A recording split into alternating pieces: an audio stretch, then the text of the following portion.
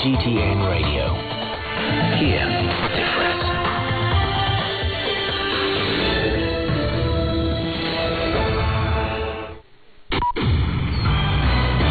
Now the news on Wenjie. Charles III has taken the crown as Britain's new monarch. He's the seventh monarch to wear the gold St. Edward's crown at Westminster Abbey in London. At the age of 74, he is also the oldest British monarch to be crowned, succeeding his mother, Queen Elizabeth II. His wife, Camilla, has been crowned as queen in a simpler ceremony. Their coronation is the first of a British monarch in 70 years.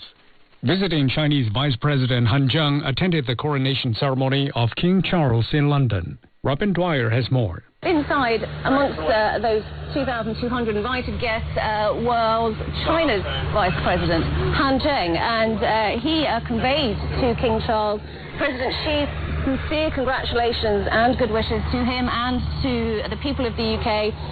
And he thanked the British people for the thoughtful arrangements made for his visit. And the King then asked Han Zheng to convey his heartfelt thanks and greetings to President Xi Jinping and his wife. The King then said that the UK-China relationship was very important and hoped that both sides would work together on sustainable development. Han Zheng also has held meetings here with British Prime Minister Rishi Sunak, with the Prince of Wales, Prince William and the Deputy Prime Minister. And he said that China is willing to strengthen cooperation with the British side. He also talked about the importance of China-UK trade and the promotion of healthy and stable bilateral relations. More than 30,000 people have crossed into South Sudan to flee the conflict. The refugees are headed to a new camp set up in South Sudan's Rank County. The World Food Program officials say the fighting is putting more pressure on the region's food assistance programs.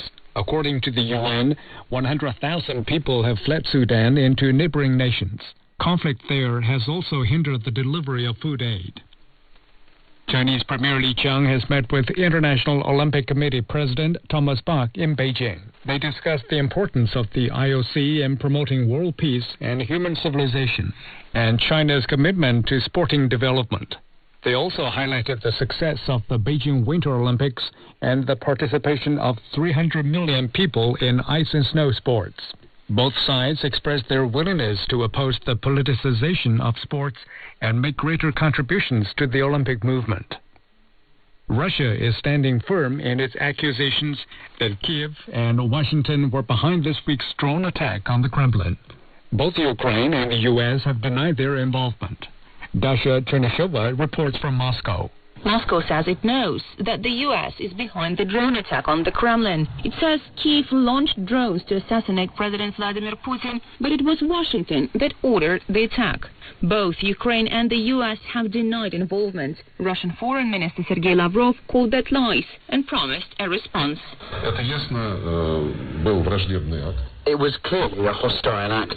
It is absolutely clear that the Kiev terrorists could not have committed it without the knowledge of their masters. We will not respond by speculating whether it was a casus belli or not, but we will respond with concrete actions.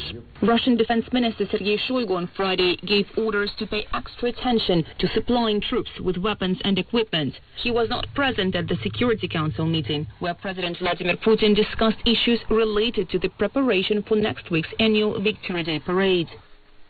The Flood Control and Drought Relief Headquarters of the Yangtze River has launched this year's first Level 4 emergency response for flood control starting Saturday.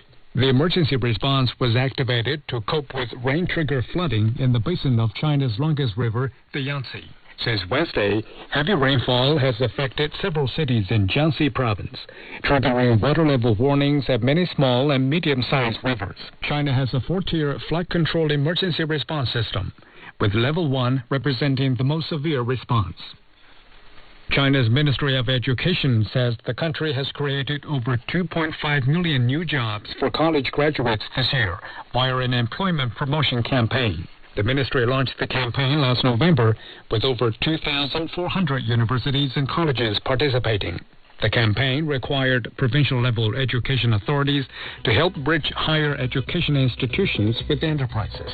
And that's the news. I'm Wenjie.